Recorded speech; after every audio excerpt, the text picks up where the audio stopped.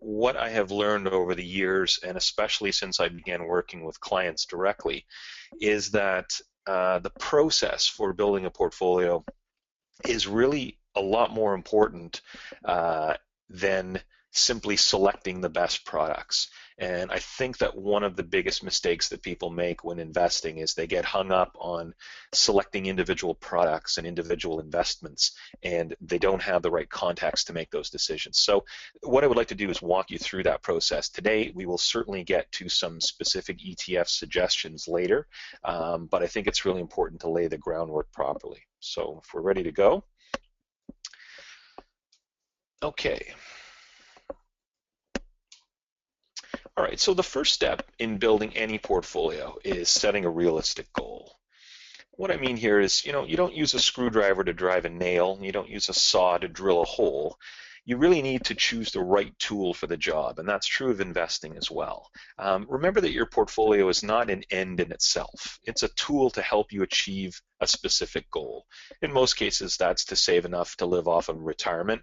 Your goal might be something a little bit more short-term, like saving for a child's education. But in any case, you need to define the job before you move ahead. And when you set your goal, it's very important that it be specific and it be attainable. Very often when I talk to people about their investment goals, they say things like, well, I want to save enough money for retirement, or I want to get good returns. But those goals are vague. It needs to be much more specific and measurable. It also needs to be realistic. And what I mean by that is your expectations for market returns need to be realistic. Too often I've spoken with people who are expecting sort of 9–10% returns from stocks, which they might get, but is not really a realistic plan.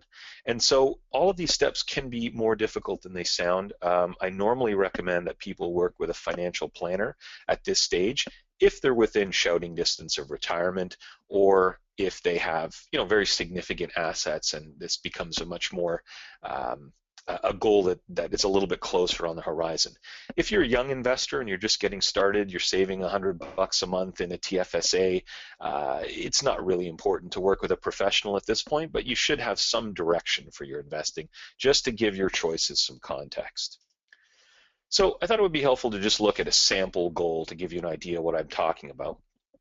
So let's say, for example, you're an investor in middle age and you have determined that you would like to save $500,000 for your retirement, which you are planning for 15 years in the future. Okay, so now you've got a time horizon and a specific target. Okay, let's say that you've currently saved $160,000. That's where your portfolio is today, and you're saving $500 a month. Okay, so now you have got all of the main parts of your goal in place. You know how much you're saving, you know where you're starting from, and you know where you want to end up and when. Okay, so that just gives you an idea. This is a very simple example, but it does give you some context. Okay, once you've defined your goal, the next step is determining how much risk that you need to take in your portfolio. And I like to approach this using a technique from the financial writer Larry Swedroe, who was a big influence on me when I was learning about this investment strategy years ago. He likes to consider risk in the following way. He asks you, what is your ability, your willingness, and your need to take risk in your portfolio? So let's look at each of those individually. So your ability to take risk depends largely on your time horizon and the security of your income. So we'll give you an example here. Let's say, for example, you're 25 years away from tapping your savings, or you're a senior public servant with a lot of job stability. Then you can afford to keep a fairly large portion of your portfolio in stocks because you've got both the time and the income stability to make up for any dramatic losses. So that would be an unusually high ability to take risk. Willingness to take risk is primarily a psychological question. It comes down to, what is your stomach for losses? How will you behave if your portfolio loses 15, 20, 25% of its assets? Is that something that you have proven an ability to handle, or is it likely to make you panic and abandon your investment strategy? And a big part of this as well, and I've definitely noticed this with the DIY investors I work with, is their experience with investing matters a lot. I will often speak with younger investors who maybe have been interested in this for 4 or 5 years, and they feel they have a strong willingness to take risk, but they've never actually experienced a bear market.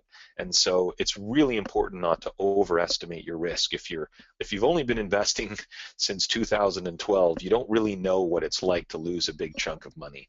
So I like to make sure that people have been investing since at least 2008, would have experienced that huge market downturn, and ask them how they came out of it. Okay, the final ingredient is your need to take risk. So this depends on a few things as well. How close are you to achieving your financial goal? And what is your target rate of return?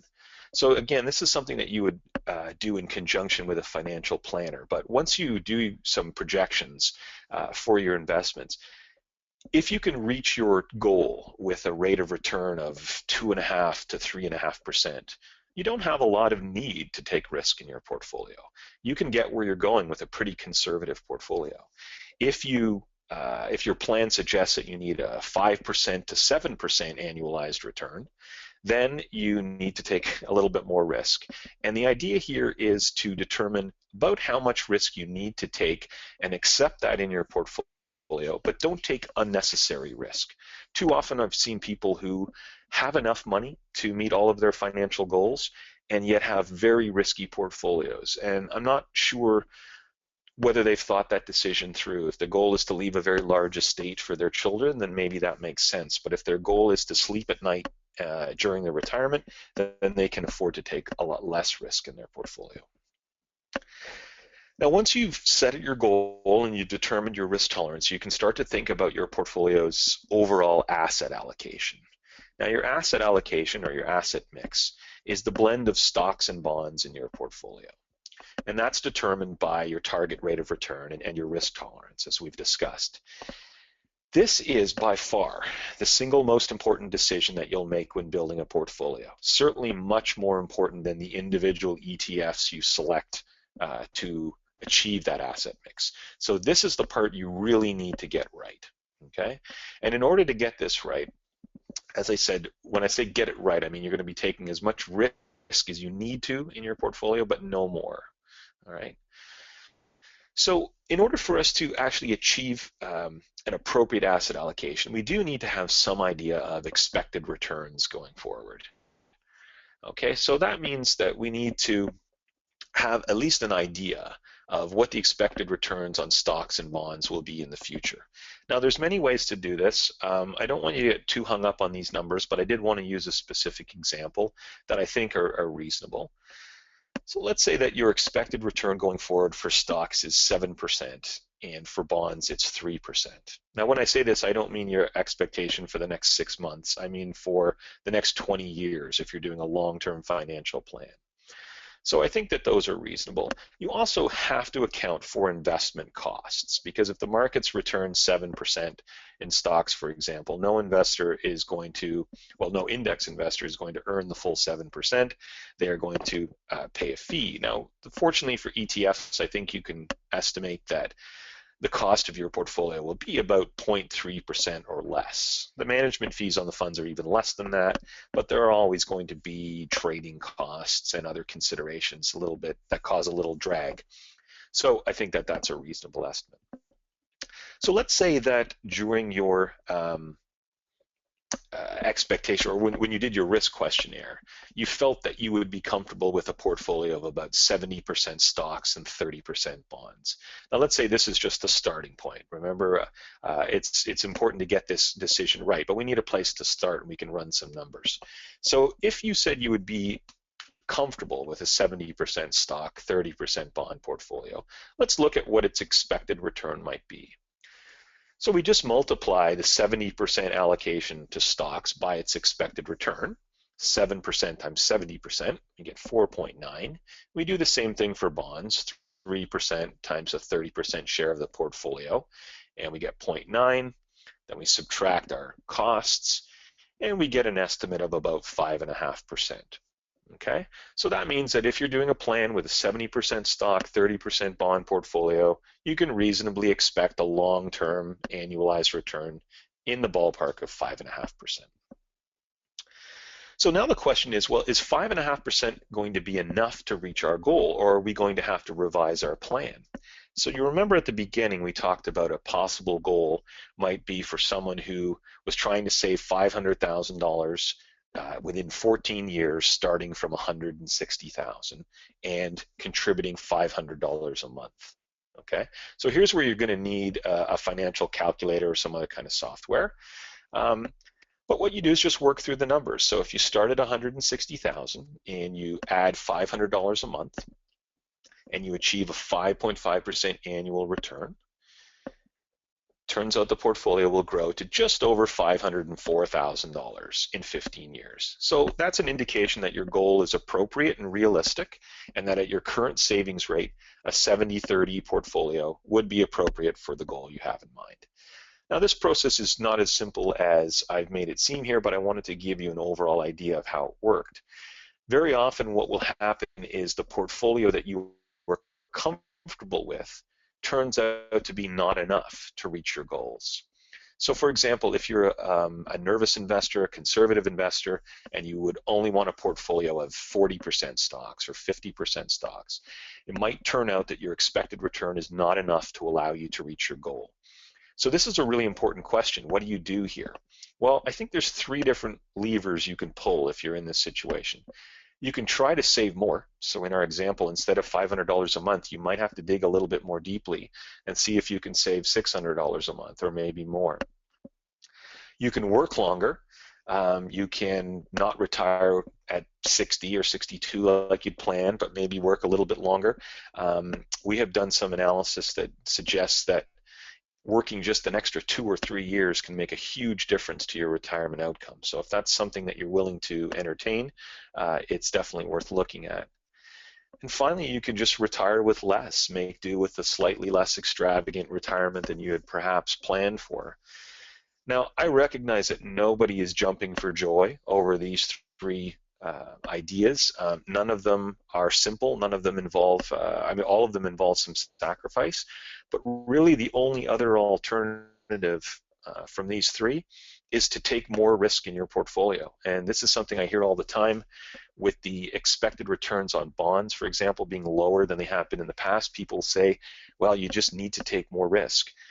I don't think that that's a good idea for anyone. I don't think anyone should take on more risk than they are comfortable with, because it is a surefire way of abandoning your investment plan. As I say, it's very easy to say you have a high risk tolerance during the roaring bull market that we've been enjoying for years.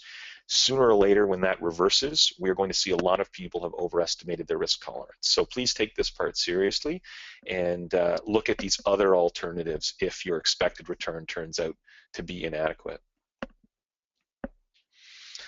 Okay, so a couple of things about this plan. As I said, the expected returns that we're using are long-term averages only. So if, for example, you're using 5.5% as your expected return, please remember your year-by-year returns are going to look nothing like this. I can't emphasize this point enough, but I do want to share a little tidbit that I discovered when doing a little work on this to see just how variable returns can be. This statistic actually blew me away when I first saw it. So equity returns over the last 45 years have been in the range of 5% to 11%, only 5 times. So think about that for a moment. I think most of us would agree that, you know, the long-term average for stocks has been around 8% or so. So if we use that as a midpoint and we go 3 percentage points below and above, we've got this range of 5 to 11% that many people would consider normal returns. In fact, we only saw returns in that range 1 time out of every 9 years. Okay, so the message here is stock and bond returns are very volatile, and normal quote-unquote returns are actually abnormal. So those people who are sitting on cash saying, I'm going to wait until I see, you know, normal market returns, this is normal. Okay, very big gains followed by very big losses that average out to somewhere in the middle. So you have to be comfortable with that kind of volatility as you move forward with your plan. Okay, so the next step now is choosing ETFs for each of those asset classes that we described, okay, or the asset mix rather. So one of the big difficulties with selecting ETFs is that people are overwhelmed with choice. I mean, it used to be that there was only a small number of ETFs available, and it was relatively easy to choose them if you decided to go that route. Today, there's over 380 ETFs on the Toronto Stock Exchange. There are hundreds more on US stock exchanges, and so this choice can be quite overwhelming. So my advice in this category is to stick with plain vanilla, low cost, simple ETFs.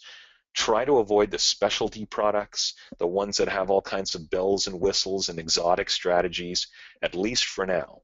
If you become a very experienced investor and at some point in the future that you feel that that is something that will be of benefit to you, then that's great.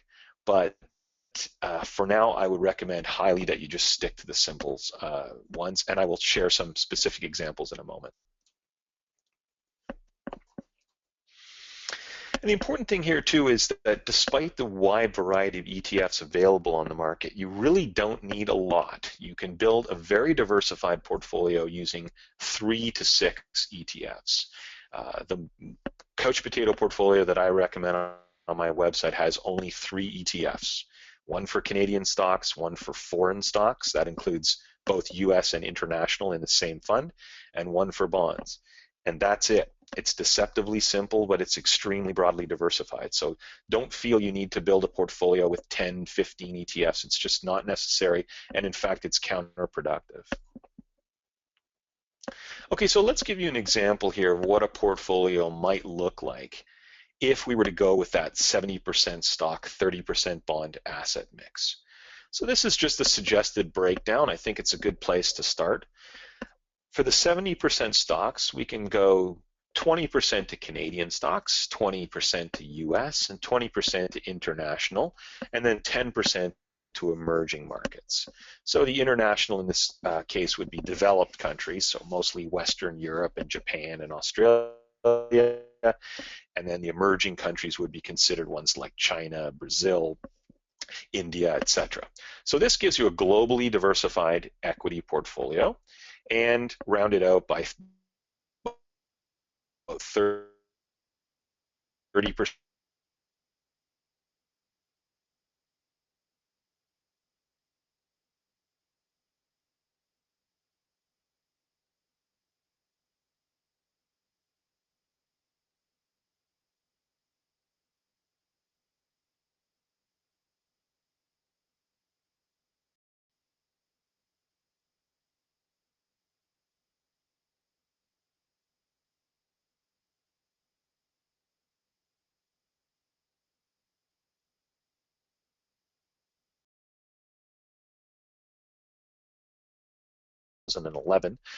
But they are well known for their very low cost products, and they currently have among the cheapest ETFs in Canada, although all of the ETF providers here have done a very good job of keeping costs low. So if we were going to use this asset mix with Vanguard funds, this is how it would look like. Okay, and you can write down the tickers of these ETFs if you want, but as I said, it's really not my goal to focus exclusively on products. But just to give you a quick rundown, I mean, the Vanguard FTSE Canada All Cap ETF, it's just a simple broad-based ETF that holds virtually all of the stocks in the in the FTSE Canada Index, which is about 250 of the largest companies in Canada, and it covers approximately 90% of the Canadian market. The Vanguard US Total Market, as its name suggests, covers the total US market. It has well over 3,000 stocks, covers about 99% of the US market. And then the others are similar. The Developed Market Except North America, VDU, covers Europe, Japan, Australia, and all of the developed markets outside of the US and Canada, also holds a couple of thousand stocks. And then the emerging markets one does the same for the emerging countries that we mentioned, China, Brazil, India, South Africa, etc. And then finally, we rounded out with the Canadian Aggregate Bond Fund, which is just a broad-based bond fund. It's about 80% government, 20% corporate. It has an average term of about 10 years, but it has a wide mix from short-term, medium-term, all the way to long-term. Okay, so this is a very well-balanced, diversified portfolio built with Vanguard ETFs. You don't need to use Vanguard if you want to use iShares. Here's the same sort of portfolio. It's almost identical. The indexes are a little bit different, but they cover the same asset classes, also at very low cost. Okay, and you could also use BMO ETFs, which again have very similar offerings. In some cases, track the exact same indexes, and any of these would be a very good choice for building a diversified portfolio. I zipped through them pretty quickly. I do want to let you know that if you're interested in looking at these portfolios more specifically, you can visit the blog of my colleague, Justin Bender, who is our portfolio manager at PWL Capital. He's got a blog called Canadian Portfolio Manager, and it is CanadianPortfolioManagerBlog.com, all one word. And on his blog, Justin has all of these portfolios, but with different asset mixes. So they're not 70% stocks, 30% bonds. There's a range of asset classes, so you can determine the various proportions to use these in depending on your specific needs. And he has also gone back and tested the performance of these portfolios going back 20 years. Now, the ETFs have not been around for 20 years, but the indexes have in most cases. So we have back tested them using index data and then just subtracted the fee on the ETF, which is a pretty good way of understanding how an index fund might have performed in the past.